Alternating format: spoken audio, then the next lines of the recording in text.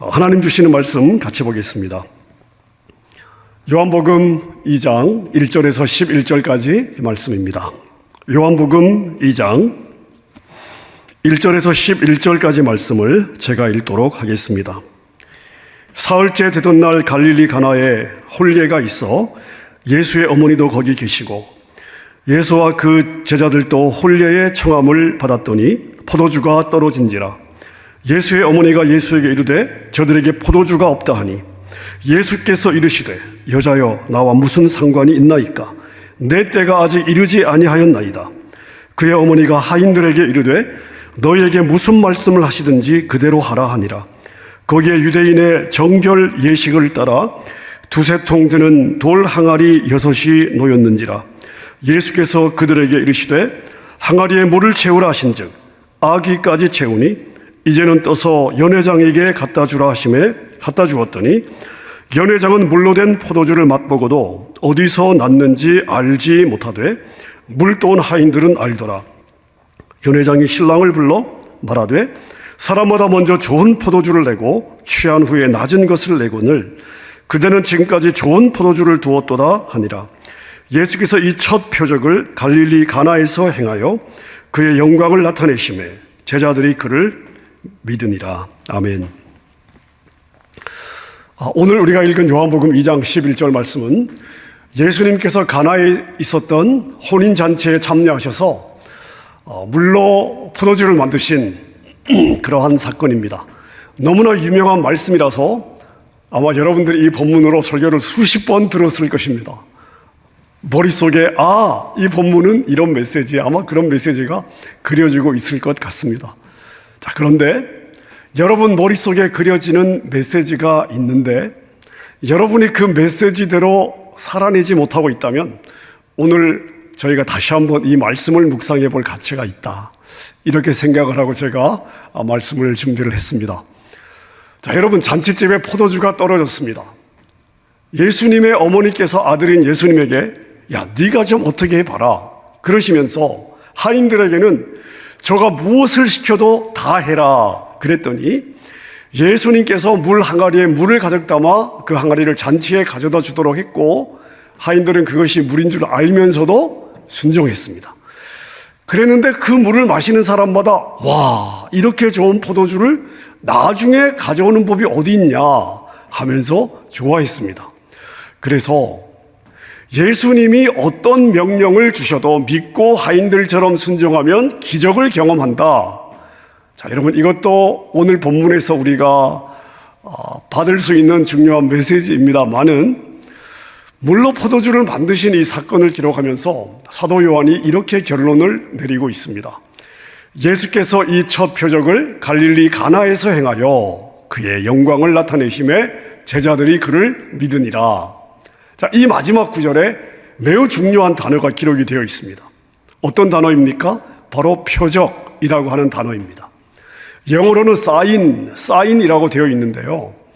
여러분들이 사복음서를 읽다 보면 마태, 마가, 누가복음은 예수님의 기적을 기적이라고 이야기합니다. 하지만 요한복음은 예수님의 기적을 기적이라고 적지 않고 표적 또는 이적이라고 기록하고 있습니다.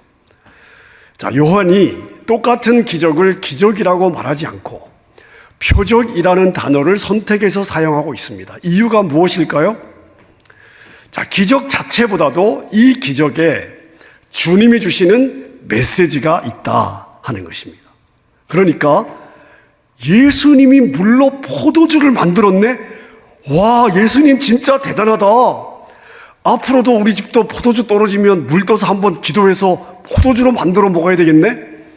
자, 여러분, 이렇게 하라고 기적을 행하신 것이 아니라는 것입니다. 예수님이 이 기적을 통해서 우리에게 주고자 하시는 뭐가 있다고요? 메시지가 있습니다. 더군다나 오늘 표적은 예수님 첫 번째 표적입니다. 자, 예수님이 어떤 영적인 메시지를 주시려고 이 기적을 행하셨을까요? 자, 여러분, 이것이 왜 중요한가 하면 어느 나라건 대통령이 당선되면 취임식 때 선서를 하고 첫 취임 연설을 하게 되지 않습니까? 이 취임 연설이 굉장히 중요한 의미를 갖습니다. 나는 대통령이 되어서 이 나라를 이렇게 이끌어 가겠다. 나는 이런 대통령이 되겠다. 현재 우리나라의 문제에 대해서 나는 이런 인식을 가지고 있고 이렇게 나라를 만들겠다. 이런 기초적이면서도 아주 중요한 철학, 다시 말하면 본인이 대통령으로 있는 동안에 주게 될, 이끌어가게 될 기본 방향에 대한 메시지를 취임 연설에 담게 되어 있습니다. 자, 그래서 취임 연설을 보면 그 대통령의 시대가 어떤 시대가 될 것인가, 또 이 대통령이 어떤 시대를 만들고 싶어 하는가 하는 것을 저희가 짐작할 수가 있습니다. 자, 그렇다면 예수님은 이 첫 번째 표적을 통해서 어떤 메시지를 우리에게 주고 싶으셨을까요? 자, 먼저 당시 이스라엘의 역사적 배경을 생각해 볼 필요가 있습니다. 당시 이스라엘은 나라 전체가 굉장히 힘든 시간을 보내고 있었습니다. 이스라엘은 기원전 BC 166년부터 기원전 66년까지 약 100년 동안 시리아의 왕이었던 안티오쿠스 에피파네스라고 하는 왕 아래서 굉장히 힘든 시기를 보냈습니다. 그는 성전을 약탈하고 제단과 신당과 우상을 거기에 세워서 하나님의 성전에서 돼지와 더러운 짐승들로 제사를 드렸습니다. 예루살렘에 불을 지르고 성과 많은 집들을 파괴했습니다. 여자와 어린아이들을 학대했고 유대인들에게는 그동안 오랫동안 내려왔던 신앙의 전통과 관습을 포기하도록 강요했습니다. 심지어 유대교를 없애버리려고 율법책들은 눈에 보이는 족족 다 불에 태워버렸습니다. 그리고 이것에 반대하는 사람들은 사정 보지 않고 죽였습니다. 여러분, 사람은요, 고통이 길어지고 마음에 한이 쌓이게 되면 반드시 꿈틀거리게 되어 있습니다. 지렁이도 밟으면 꿈틀댄다는 말이 있지 않습니까? 그래서 유대인들 사이에 독립운동이 일어났는데 마카비라고 하는 이 독립운동은 유대인 가운데 이 마카비라고 하는 집안이 중심이 되어서 일으킨 독립운동입니다. 이 독립운동으로 유대인들은 안티오쿠스 왕조를 몰아내고 이스라엘을 독립시켜서 하스모니안 왕조를 세웠습니다.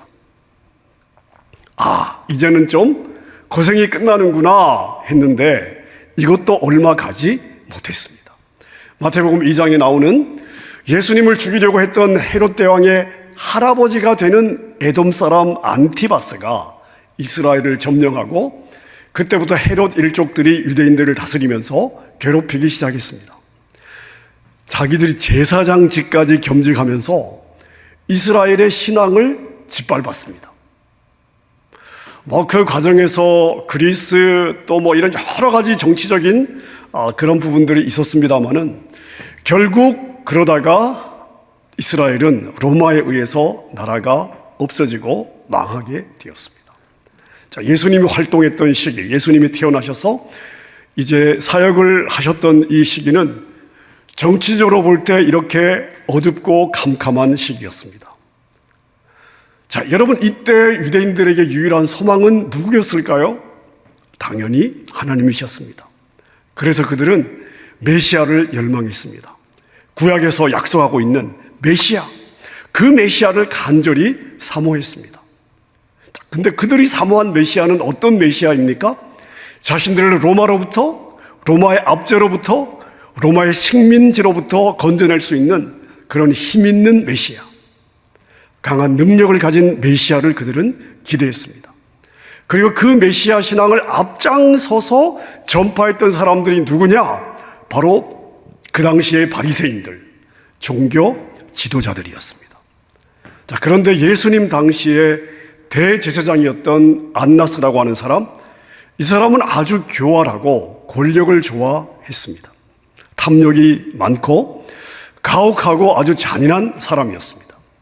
돈을 주고 대제사장직을 샀기 때문에 권력을 등에 업고 정말 온갖 못된 짓들을 했습니다. 자, 그러다가 파면이 되었는데요. 파면이 되면 끝을 내야 되는데 자기 사위 가야바를 역시 뇌물을 주고 제사장직에 앉혔습니다. 여러분, 생각해 보십시오. 그러니까 예수님이 사역하던 당시에 성전의 제사와 종교가 정말 엉망이었구나 하는 것을 우리가 짐작할 수가 있습니다. 자, 여러분, 이 가운데 백성들은 무슨 소망이 있었겠습니까? 그뿐이 아니라 그 당시의 종교 상황을 생각해 보면 유대교 아닙니까? 하나님을 믿는 유대교. 자, 그런데 하나님을 향한 신앙이 무엇으로 변질되어 있었냐 하면 율법주의로 변질되어 있었습니다. 하나님은 마음과 목숨과 우리의 모든 것을 들여서 사랑해야 하는 분임에도 불구하고 그들은 신앙과 아무 상관이 없는 이상한 규칙들을 만들어 놓고 인간이 그 규칙의 노예로 만들어 버렸습니다. 여러분, 하나님이 없는 종교가 가는 끝이 뭔지 아십니까? 바로 금욕주의, 고행주의입니다. 종교가 금욕주의나 고행주의에 빠지게 되면 정상적인 인간의 삶을 거부하는 모습이 나오게 되어 있습니다. 자, 그러니까 여러분, 우리가 일상의 삶에서 경험할 수 있는, 그냥 우리가 우리의 평범한 삶에서 경험할 수 있는, 예를 들어서 먹고 마시고 장가 들고 시집가고 하는 이런 일상의 삶이 모두 죄악시 되는 것입니다. 그리고 하나님이 원하지도 않는 일을 자기 열심으로 열심히 해놓고요, 그게 자기의 의의가 되는 것입니다. 자기의 자랑거리가 되는 것입니다. 세상을 멀리하는 것이 하나님께 충성하는 것으로 그러한 오해가 생기게 되어 있습니다. 자, 그러니까 여러분 생각해 보십시오. 예수님 당시 유대 땅과 유대 백성들의 삶이 어떠했겠습니까? 정치적으로 소망이 없었습니다. 종교적으로도 소망이 없는 암흑 가운데 있었습니다. 한마디로 목자 없는 양 같은 그러한 상황이었죠.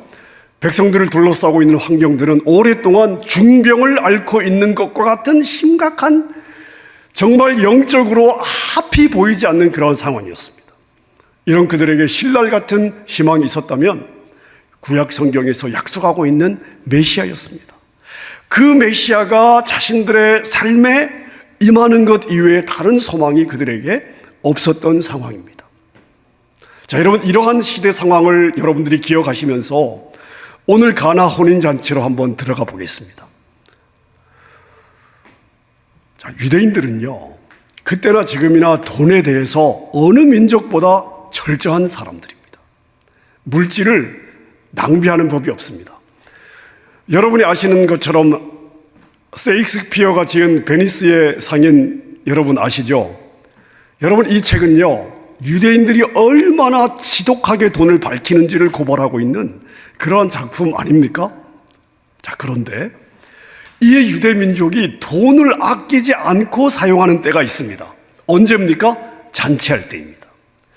이때가 그들이 이 답답한 정치 상황, 종교 상황을 잠시 잊고 민족이 함께 기뻐하고 즐거워할 수 있는 유일한 시간이었습니다.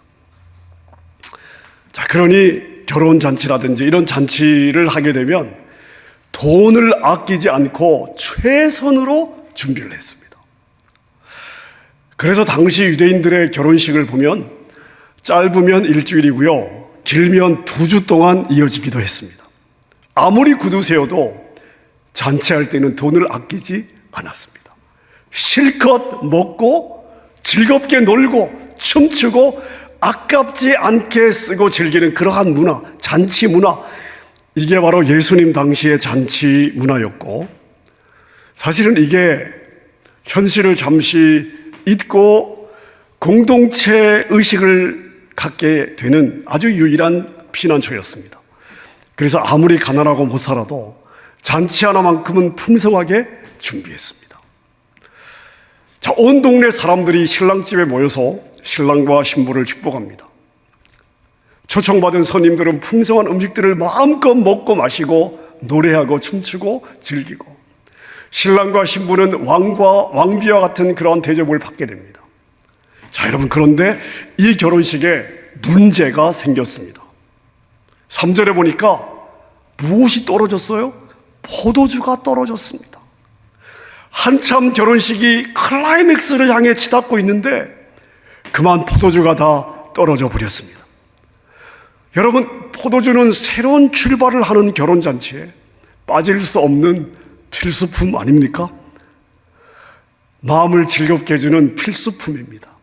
자, 그런데 아직 잔치가 며칠 더 남아 있는데 포도주가 그만 부족하게 된 것입니다.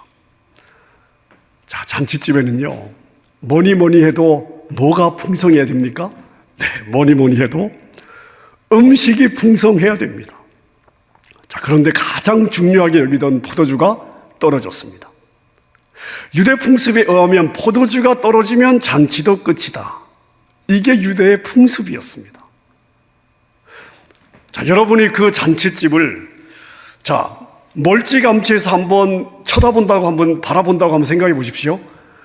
신랑이 얼마나 당황스럽겠습니까? 신랑이 허둥대는 모습을 볼 수가 있습니다. 신랑의 부모 형제들이 이제 하객들에게 사과해야 되는 상황이 만들어졌습니다. 신부가 시집을 왔는데, 결혼식 포도주가 모자랄 정도로 이렇게 궁색한 집에 내가 시집을 왔나? 이렇게 실망하게 될 그런 상황입니다. 한껏 멋을 내고 정말 한번 좀 이렇게 놀아보려고 축하러 왔던 하객들이 씁쓸한 표정을 짓고 돌아가야 되는 그러한 상황이 되어버렸습니다. 여러분, 잔치집에 포도주가 떨어졌다. 이것은 정말 난감한 상황입니다. 어찌해 볼 수 없는 상황입니다. 불행의 상징입니다.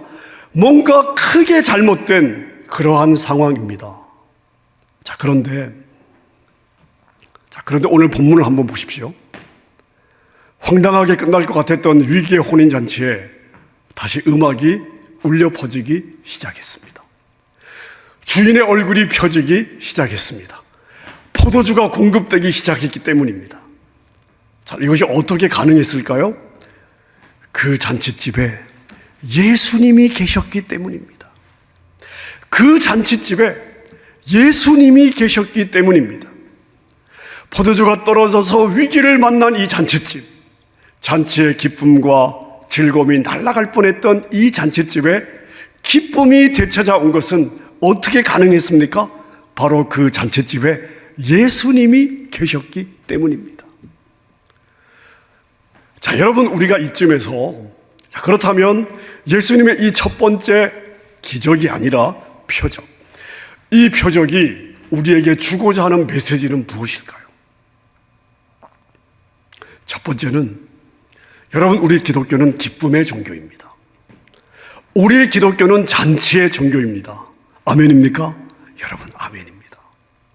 세상의 어느 종교를 다 둘러보아도 우리 기독교만큼 밝은 종교는 찾기 어렵습니다.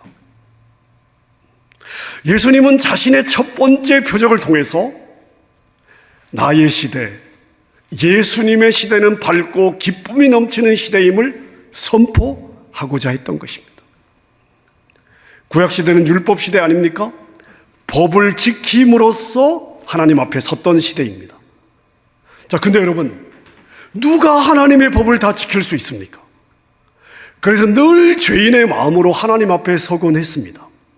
심지어 대제사장이라 할지라도 1년에 한 번 지성소에 들어가잖아요. 1년에 한 번 지성소에 들어가는데 들어가서 실수라도 하면 어떻게 돼요? 그 자리에서 죽임을 당했습니다.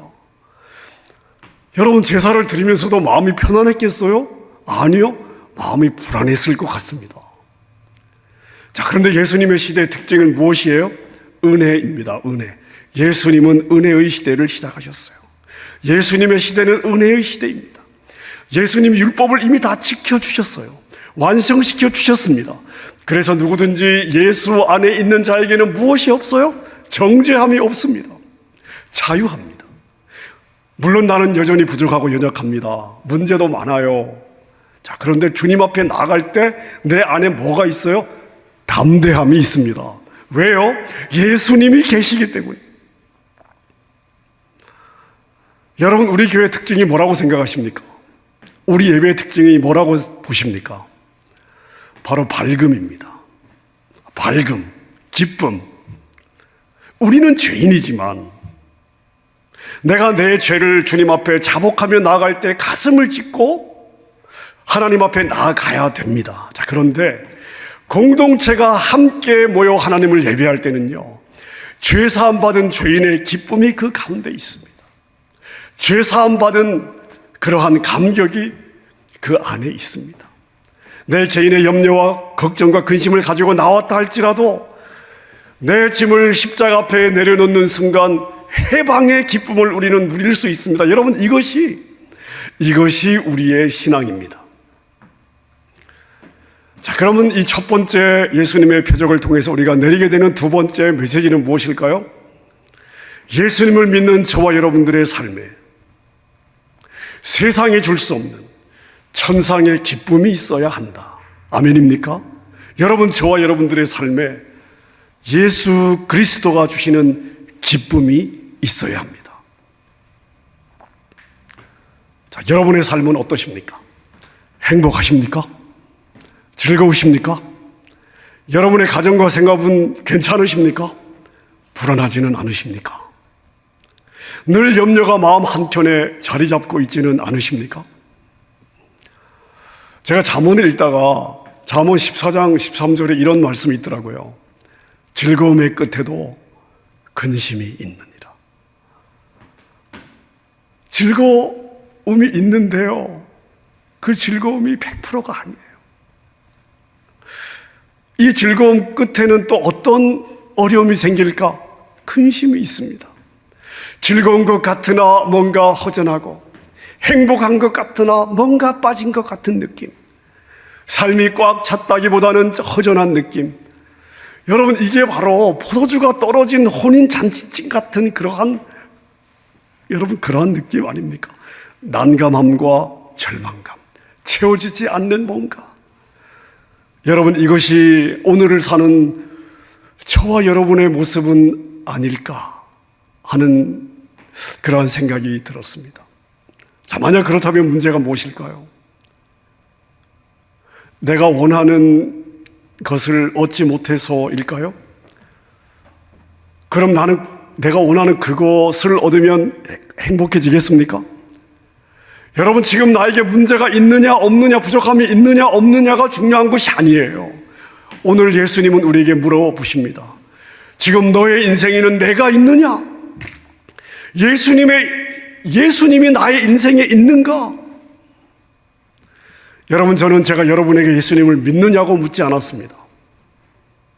예수님을 믿으십니까? 라고 제가 묻지 않았습니다. 예수님이 여러분 안에 계시냐고 묻고 있습니다. 여러분 안에 예수님이 계십니까? 여러분 인생의 어떤 위기에도 예수님이 계시면 그 인생은 역전되는 줄로 믿으시기를 바랍니다. 여러분, 오늘 하객들의 고백을 한번 보십시오. 지금까지 먹었던 포도주도 괜찮은 것이었는데 이제는 다들 적당히 취했기 때문에 그것보다 못한 포도주를 내놔도 괜찮을 것 같은데 어떻게 이 집은 나중에 더 좋은 포도주를 내올 수 있느냐? 만약 그 잔치집에 포도주가 떨어지지 않았더라면 결코 예수님이 주시는 역전의 기쁨을 누릴 수가 없었을 것입니다. 포도주가 떨어졌던 그 상황, 그 위기 때문에 오히려 그 잔치집에는 더 큰 기쁨의 회복이 있었습니다. 여러분, 지난주에 어느 분이 저한테 어떤 강의를 유튜브로 보내오셔가지고 제가 그 강의를 한번 들어보았습니다. 15분짜리 짧은 강의 내용이었는데요, 강사가 모인 회중들에게 이렇게 물어보더라고요. 여러분 기쁘세요? 여러분 요즘 기쁨이 있습니까? 이렇게 물어보더라고요. 그랬더니 청중이 조용해요. 강사가 이렇게 이야기를 하더라고요. 우리 인생에 어떻게 늘 기쁨만 있을 수 있겠냐? 그건 가능하지 않다. 기쁨만 있는 인생이란 가능하지 않다. 자, 그런데 여러분 가운데 내가 기뻐하고 즐거워했던 것이 너무나 까마득한 과거여서 생각이 잘 안 난다. 그렇다면 문제가 있는 거다. 그렇게 이야기를 하더라고요. 제가 그 강의를 들으면서 그 강사의 그 코멘트가 제 마음에 공감이 되었습니다. 예수님을 알고 사는데, 예수님을 믿고 사는데 내가 기쁨을 느낀 것이 잘 기억이 나지 않을 정도로 까마득한 과거라면 여러분, 그건 삶의 결핍의 문제는 아닐 것 같습니다. 인생의 장애물 때문만은 아닐 것 같습니다. 코로나 바이러스 때문만의 문제도 아닐 것 같습니다. 경기가 좋고 나쁘고 때문의 문제만은 아닐 것 같습니다. 내 문제가 풀리고 안 풀리고의 문제도 아닐 것 같습니다. 여러분, 지금 예수님과 여러분의 관계를 확인해야 될 때가 아닐까요? 여러분 안에 예수님의 영이 계신지 확인해 봐야 되지 않을까 싶습니다. 내 안에 예수님이 계시면 우리는 어떤 상황에서도 기뻐할 수 있습니다. 기뻐해야 돼요. 하늘의 기쁨이 우리 가운데 충만해야 됩니다. 이 기쁨으로 현재의 이 답답함을, 이 상황의 답답함을 우리가 이겨낼 수 있어야 합니다. 여러분, 이것은 감정의 문제가 아니고요, 의지의 문제로 결단하고 누려야 되는 것입니다. 왜냐하면 이것이 예수님이 우리 가운데 오신 이유이기 때문입니다. 예수님께서 첫 번째 표적을 통해서, 얘들아, 기쁨은 내 시대의 특징이야. 여러분, 그렇기 때문에 그렇습니다. 시편 16편 11절에 보니까 주께서 생명의 길을 내게 보이시리니 주의 앞에는 충만한 기쁨이 있고 주의 오른쪽에는 영원한 즐거움이 있나이다. 이렇게 고백하고 있습니다. 여러분, 이 시편을 누가 지었습니까? 다윗이 지었습니다. 다윗이 충만한 기쁨이 있고 영원한 즐거움이 있답니다. 이때가 다윗의 어떤 상황이었는지 여러분 아시죠? 사울에게 쫓겨다니면서 죽느냐 사느냐 기로에 서 있을 때였습니다. 죽을 고비를 넘겨서 충만한 기쁨이 있고 어려움들이 다 사라졌기 때문에 영원한 즐거움이 있다고 고백하고 있지 않습니다. 주님 앞에 서면 충만한 기쁨이 있고 주님의 오른쪽에 영원한 즐거움이 있다. 여러분, 이것이 우리의 신앙의 특징이 아닌가 싶습니다. 요한복음 15장 11절에 예수님이 이렇게 말씀하십니다. 내가 이것을 너희에게 이름은 내 기쁨이 너희 안에 있어 너희 기쁨을 충만하게 하려 함이라. 예수님 시대의 특징, 내가 너희에게 이름은 내 기쁨이 너희 안에 있어 너희 기쁨을 충만케 하려 함이라. 아멘입니까? 사도 바울은 세상의 모든 것을 버리고 핍박 가운데 복음을 전하면서도 항상 기뻐하라, 이것이 너희를 향한 하나님의 뜻이라고 우리를 권면하고 있습니다. 여러분, 제가 오늘 이 말씀을 준비하면서 사실은 저 자신을 향해서 이 말씀을 준비했습니다. 답답한 상황이 이어지고 또 예배를 드리지 못하는 상황이 이어지고 이 상황이 언제까지 가게 될지 사실은 우리가 시간을 특정할 수 없는 그런 불확실성의 시대를 살고 있습니다. 사역의 짐은 무겁고 목회의 짐도 무겁고 그런 제 자신을 향해서 너는 예수님만으로 기뻐하고 너는 예수님만으로 만족할 수 있겠느냐? 너의 모든 생각과 계획이 너 뜻대로 되지 않아도 너는 나만으로, 예수님만으로 너는 기뻐하고 즐거워하고 만족할 수 있겠느냐? 예수님이 저에게 이 말씀으로 저에게 도전하는 것 같았습니다. 그래서 저는 제가 이 말씀을 저에게 주시는 하나님의 음성으로 받았습니다. 여러분이 예수님 때문에 눌리는 상황에서도, 답답한 상황에서도, 앞이 보이지 않는 상황에서도, 모든 것이 내 마음대로 풀리지 않는 상황에서도 여러분들이 예수님 때문에 기쁨을 누린다면 그 기쁨이 여러분의 주변 사람들에게 전달이 될 것입니다. 여러분, 적어도 예수님 때문에 우리가 누리는 이 즐거움이 코로나 바이러스의 전파력보다는 강해야 되지 않겠습니까? 아멘입니까? 여러분, 어떤 상황에서도 우리의 기쁨은 계속되어야 될 줄로 믿습니다. 우리의 잔치는 계속되어야 될 줄로 믿습니다. 여러분, 우리의 잔치는 이 땅에서 시작하여 천상까지 천상까지, 그날 하나님 앞에 설 때까지 영원히 계속되어야 할 것입니다. 예수님이 이 땅에 오심으로써 우리에게 약속하신 기쁨이 있습니다. 기쁨으로 오신 예수님 때문에 우리가 이 땅에서 누려야 될 기쁨이 있습니다. 답답할수록, 앞이 보이지 않을수록 예수님께 달려나가서 예수님 약속하신 이 기쁨이 여러분의 한 주간 동안 충만하시기를 우리 주님의 이름으로 축원합니다.